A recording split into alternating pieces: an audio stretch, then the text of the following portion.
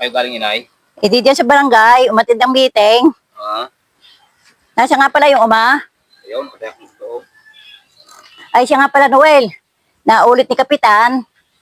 Yun daw lahat ng mga support dito sa ating barangay ay gusto niyang makausap. At pagka kayo daw hindi sumunod, baka daw siya mapilita ipakaladkad kayo. O ano inyong gagawin?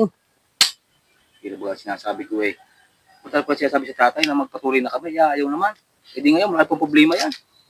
Yan, kausapin niya ang tatay doon. Ako naiimot, nagtagay yan.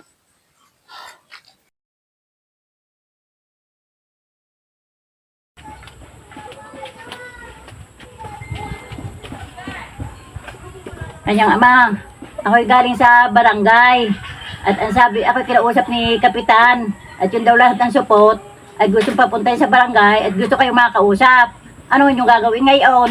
Biga hanggang sa subuti pinakaikalman nila. Ay baka yun ang organisa sa barangay. Ayun sabi ni Noel. Ayaw, galit nga. Nagalit sa iyo. Mag-uusap kayo.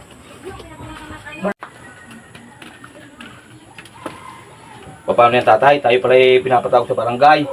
Yan ang sinasabi ko sa inyo eh. Noong ko pa sinasabi sa inyo na tayo ay magpatuloy na, kayo ayaw-ayaw pa. Hindi ngayon tayo nagka-problema pa.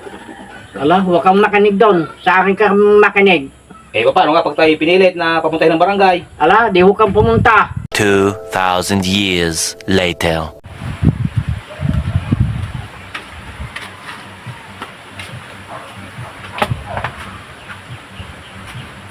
Hindi tinuwili pa uli. Ano kang nangyayari sa iyo? Eh iniisip ko tatay yung sinasabi ni Kapitan. Baka mamaya pag tayo hindi pumunta ng barangay, baka tayo biglang iparesto na. Ano yung gagawin natin? Ala, huwag kang mag-alaala. Hindi tayo susuko. Mamamatay tayong support. Tek na yan.